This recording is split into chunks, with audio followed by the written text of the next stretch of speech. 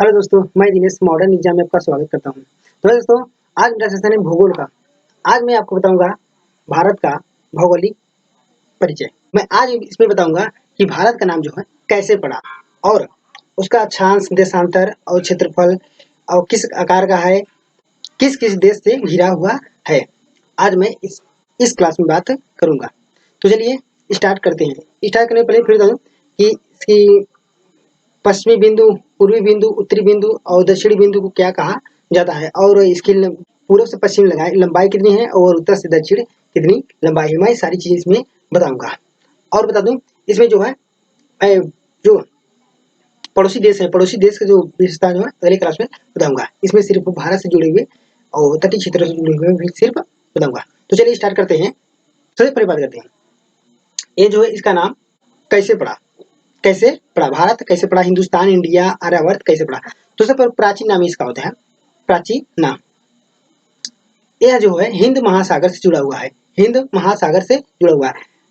और हम हिंद महासागर की बात करें तो हिंद महासागर प्राचीन नाम को रत्नाकर कहा जाता है। रत्नाकर इसका प्राचीन नाम। हिंद महासागर के प्राचीन नाम की बात किया जाए तो हिंद महासागर की प्राचीन नाम बात किया जाए तो रत्नाकर कहा गया है। रत्नाकर क्या कहा गया, तो उसको रत्नाकर कहा गया है। अब बात करते हैं भारत का नाम आर्यवर्त कैसे था।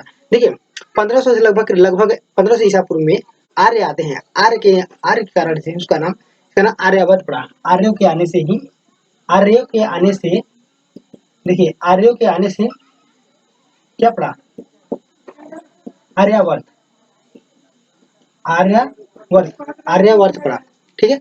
अब बात करते हैं इंडिया कैसे पड़ा और हिंदुस्तान। देखिए इसमें क्या होता था, जैसे वैदिक आर्यों का निवास होता था। वैदिक आर्यों का निवास जो था सिंधु नदी किनारे क्या होता था, सिंधु नदी के किनारे होता था। सिंधु नदी के किनारे। तो जब ईरानी आए, ईरानी समझेगा, जब ईरानी आए जो है तो हिंदू नदी का कहा हिंदू नदी के नाम पर ही इसका नाम हिंदुस्तान पड़ा। ईरानियों के अनुसार, ईरानियों ने क्या कहा, ईरानियों ने इंडिया को यानी कि भारत को कहा, ईरानियों ने भारत को हिंदुस्तान कहा। क्या कहा, हिंदुस्तान। एक्चुअली में उन्हें कहा, एक्चुअली में हुआ क्या था, इनको जो है सिंधु नदी नहीं कहने आता था तो स को ह बोलते थे, स को ह बोलते थे। तो सिंधु की जगह हिंदू बोलते थे। उन जगह को जो निवास करते थे उनके लोग क्या कहा, हिंदुस्तान कहा। क्यों, कौन कहा, ईरानियों ने। हालांकि ये बार बार पूछे जाते एग्जाम में, तो ईरानियों ने क्या कहा, हिंदुस्तान। अब बात करते हैं इंडिया कैसे पड़ा। अब क्या होते थे, अब जब यूनानी जब आए, यूनानी यानी ग्रीस के क्षेत्र, यानी कि सुकरात का नाम सुनते हो, जाने होंगे, सुने होंगे। सुकरात जो वहीं के थे। तो यूनानी जब आए थे तो सिंधु नदी को इंग्लिश में कहा था इंडस कहा गया। तो इंडस सिंधु को यूनानियों द्वारा देखो तो क्या कहा गया, तो इंडस कहा गया। इंडस से ही इंडिया, सिंधु को इंग्लिश में उन्होंने इंडस कहा। इंडस से ही क्या हुआ, इंडिया नाम रखा गया। क्या रखा गया, इंडिया नाम रखा गया। क्या कहा गया, इंडिया। भारत को क्या कहा गया, इंडिया कहा गया। अब बात करते हैं भारत कैसे कहलाया। तो हम जानते हैं जैसे कि भरत के नाम पर ये भारत कहलाता है। ठीक है, समझ में आ गया। अब बात करते हैं इसका आकार क्या होता है। इसका आप देख रहे हैं चतुष्कोणीय है। क्या है, इसका आकार जो है चतुष्कोणीय। आकार क्या है, चतुष्कोणीय क्या है, भारत का आकार जो है चतुष्कोणीय होती है। चतुष्कोणीय। अगर क्षेत्रफल की बात करें तो इसका क्षेत्रफल की बात करें तो 32,87,263 वर्ग किमी। ठीक है, 263 वर्ग किमी है। अब बात करते हैं कि विश्व में भारत के स्थान क्या आते हैं। देखिए विश्व में भारत का स्थान हमें लिख देते हैं। विश्व में भारत का स्थान क्या है, विश्व में अगर हम बात करते हैं जनसंख्या देखिए यहाँ पर जनसंख्या बात करें, अगर हम तो जनसंख्या बात करें, जनसंख्या में दूसरा स्थान है। क्या आता है, दूसरा स्थान जनसंख्या में दूसरा स्थान। पहला चीन है। अगर क्षेत्रफल की बात करें तो सातवां क्या होता है, सातवां होता है।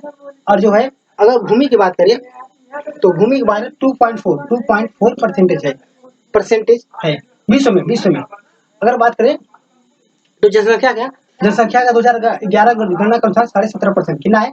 17.5% है। इतना समझ लीजिए। विश्व में क्या आते हैं? विश्व में स्थान भारत क्या है? जनसंख्या की दृष्टि से दूसरा, क्षेत्रफल की दृष्टि से सातवां, और जो है उसका क्षेत्रफल की दृष्टि से परसेंटेज में देखेंगे 2.4% है। अगर जनसंख्या की बात करें तो पूरा विश्व मिलाकर 17.5% जनसंख्या निवास करती है भारत में। इतना हो गया। अब बात करते हैं अब हम बात करते हैं देश का अक्षांश और देशांतर क्या है। क्या है? देश का अक्षांश और देशांतर क्या है। ये देखिए, सबसे बड़ी बात ये है, ये अगर जिसने भी आरआरबी एनटीपीसी का एग्जाम दिया है, एनटीपीसी का एग्जाम दिया है, तो इंडिया ये पूछा गया था कि इंडिया का नाम यानी भारत का नाम किस नदी के नाम पर पड़ा है? तो सिंधु नदी के नाम पर, सिंधु नदी के नाम पर, सिंधु नदी पर इंडिया, ठीक है, इंडस इंडस। इसको मिटा देते हैं। अब बात करते हैं अक्षांश और देशांतर। देखिए अक्षांश क्या है? अक्षांश बात करते हैं तो अक्षांश की बात करते हैं तो यहाँ पर है अंडमान निकोबार द्वीप समूह। ये है अंडमान निकोबार द्वीप समूह। इसका अक्षांश होता है 8.4 मिनट, ठीक है, 8.4 मिनट। उत्तरी अक्षांश क्या आता है? उत्तरी अक्षांश ये अहारा की एक कैसी लाइन होती है? तो ये जो होती है इनकी क्षैतिज लाइन होती है। क्षैतिज लाइन क्या होती है? इस तरह की लाइन होती है, इस तरह से लाइन। यहाँ 0 1 2 3 यहाँ 8.4 मिनट, ठीक है, 8.4 मिनट। उत्तरी अक्षांश लेकर के उत्तरी अक्षांश लेकर के 37 मिनट 6। यह भी होगा पूर्वी, सॉरी उत्तरी अक्षांश। क्या होगा? उत्तरी अक्षांश, उत्तरी अक्षांश है, ठीक है, उत्तरी अक्षांश। अब बात करते हैं देशांतर की बात करते हैं। देशांतर की बात करते हैं तो देशांतर की लाइन जो होती है लंबवत होती है। क्या होती है? लंबवत होती है, यानी कि उत्तर से लेकर के दक्षिण की तरफ, उत्तर से लेकर दक्षिण की तरफ। और ये होती है पूर्व से लेकर पश्चिम, अक्षांश जो है पूर्व से पश्चिम होती है। तो इसकी ये होती है, यहाँ पे गुजरात है, गुजरात में यहाँ है 68-60, यानी कि 68.7 मिनट। पूर्वी देशांतर, इसको कहते हैं पूर्वी देशांतर, पूर्वी देशांतर। तो यह होता है 97-25 97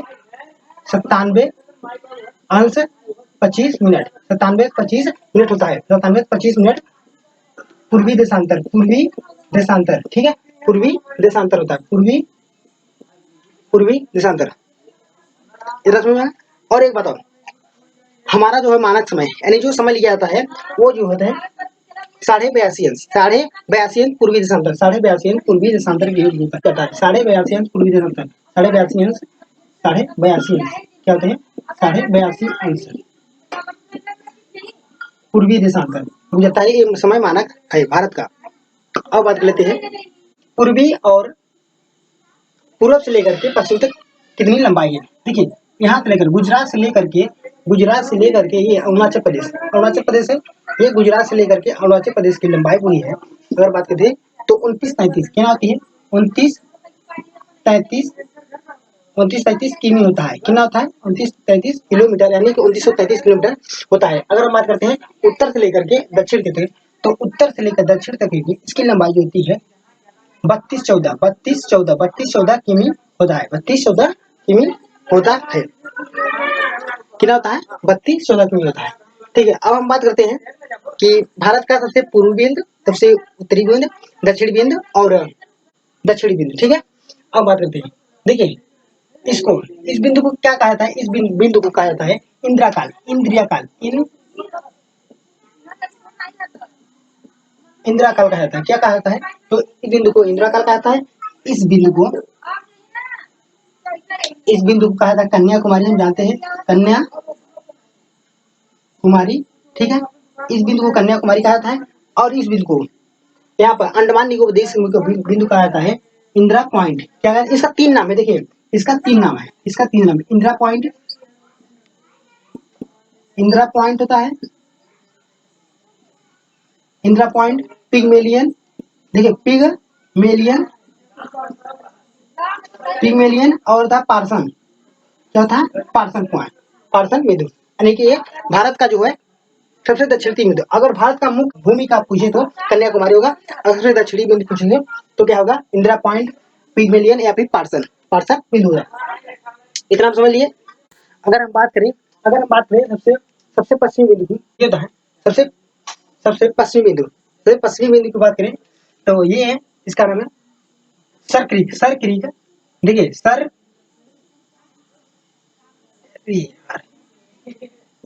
सर क्रीक, सर क्रीक या फिर गौर माता, गौर माता, ठीक है, जो कि गुजरात में पड़ता है, गुजरात में पड़ता है। अगर सबसे पूर्वी बिंदु बात करें कि बिधु अरुणाचल प्रदेश की बिथु, की बिधु अरुणाचल प्रदेश, अरुणाचल प्रदेश। अब बात करते हैं हम, ये मोटी मोटी बातें होगी, क्या होगी, ये होगी मोटी मोटी बातें। अब थोड़ा सा बात करते हैं भारत की सीमा के बारे में। सीमा की बात करें तो भारत जो है स्थलीय सीमा पूछे, स्थलीय सीमा 15,200 कितना आता है, 15,200 स्थलीय सीमा है। किस किस देश से लगा हुआ, देखिए ये पाकिस्तान, ये अफगानिस्तान, चीन, ये नेपाल, और यहाँ पे है ये सॉरी ये भूटान, ये भूटान, ये बांग्लादेश, यहाँ म्यांमार, और यहाँ पर जलीय सीमा से लगा हुआ है श्रीलंका। तो ये स्थलीय सीमा पूरा कुल स्थलीय सीमा होती है, स्थलीय सीमा क्या होती है, स्थलीय सीमा, स्थलीय सीमा जो होती है 15,200, 15,200, ठीक है, 15,200। अगर पूछते मुख्य भूमि, भूमि का तटीय भूमि, तटीय सीमा, मुख्य भूमि का तटीय सीमा तो 6,200। तटीय सीमा यानी किस तरह से, ये जो है यहाँ से पश्चिम बंगाल से लेकर के यहाँ गुजरात तक, यहाँ से ये वाली सीमा से लेकर के यहाँ तक सीमा पूरा है, कितना है 6,100, 6,100, 6,000 यानी कि तटीय सीमा, तटीय सीमा 6,100 किमी, क्या था, तटीय सीमा जो होता है 100 किमी होता है, कितना होता है, सॉरी तटीय सीमा 6,100 किमी होता है, 6,100। अगर द्वीप सहित लिए, द्वीप सहित, अगर द्वीप सहित लिए तो द्वीप सहित की बात करें तो 7,000, द्वीप सहित बात करें 7,516, 516, 7,516 किमी होता है, ठीक है, 7,516, 7,516। अगर तटीय सीमा पूछे तो 6,100 होगा, यानी कि जो भारत भर लेंगे। अगर पूरा द्वीप सहित, द्वीप सहित यानी कि लक्षद्वीप, अंडमान निकोबार समूह और जो अन्य है, जो कुल लेकर के सारी के लेकर 7,516 है, ठीक है, 7,516 है। अगर कुल इन तीनों को मिला करके कुल कितना है, कुल सीमा, कुल सीमा जो है इसको जोड़ लेंगे, कुल सीमा जो होगा, कुल सीमा हो जाए 12,716, सॉरी 22,716 किमी होगा, कितना होगा, 22,716 किमी होगा। बस अब बस आज के लिए इतना ही। अब मैं बताऊंगा कि भारत से लगे हुए कितना, कौन कौन से देश है, कौन कौन से देश, पड़ोसी देश लगे हुए हैं, कितना कितना लगा हुआ है, और उसके अन्य मुख्य बातें हम कल पढ़ेंगे। भारत का नक्शा सर्वप्रथम किसने तैयार किया था, आप जो है कमेंट बॉक्स में दीजिएगा, कमेंट बॉक्स में दीजिएगा, ठीक है। अगर आपको पसंद है क्लास आई हो तो लाइक शेयर सब्सक्राइब करना ना भूलें। तो मिलते हैं अगली क्लास में, तब तक के लिए जय हिंद।